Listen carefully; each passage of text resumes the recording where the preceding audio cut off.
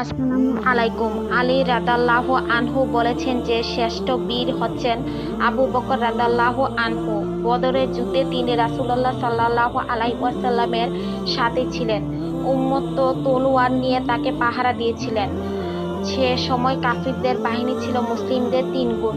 এই যুদ্ধে যখন মুসলিম বাহিনী কাফির সেনাদলের মুখোমুখি হয়, রাসূলুল্লাহ সাল্লাল্লাহু আলাইহি ওয়াসাল্লাম পরামর্শ চাইলে প্রথমেই দাঁড়ান আবু বকর। আবু বকরের পুত্র আব্দুর রহমান ছিলেন কুরাইশদের পক্ষের যোদ্ধা। পরবর্তীতে মুসলিম হয়ে তিনি সেদিনের ঘটনা বলেছিলেন। তিনি দূরে দূরে সরে থাকছিলেন যেন আবু বকর তার সামনে না পড়েন।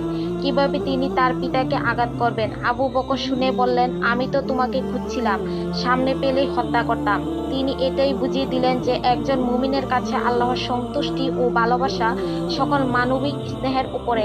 যুদ্ধক্ষেত্রে শত্রুদের প্রতি কঠোর হলেও তিনি ছিলেন অন্তত কোমল হৃদয়ের অধিকারী।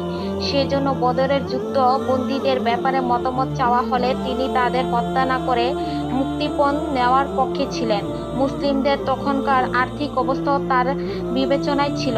বলা হয়েছে বদরের সাহাবীরা সর্বশ্রেষ্ঠ, আর বদরের ফেরেশতারা অন্য ফেরেশতাদের চেয়ে শ্রেষ্ঠ, কারণ এই যুদ্ধ ছিল ইসলামের টিকে থাকার যুদ্ধ, সত্য থেকে মিথ্যাকে পৃথক করার যুদ্ধ। উহুদের যুদ্ধের এক পর্যায়ে সকলেই পালিয়ে গিয়েছিল। আবু বকরই প্রথম ফিরে এসেছিলেন রাসূলুল্লাহ সাল্লাল্লাহু আলাইহি ওয়াসাল্লামের কাছে। তিনি ছিলেন রাসূলের মুখপাত্র।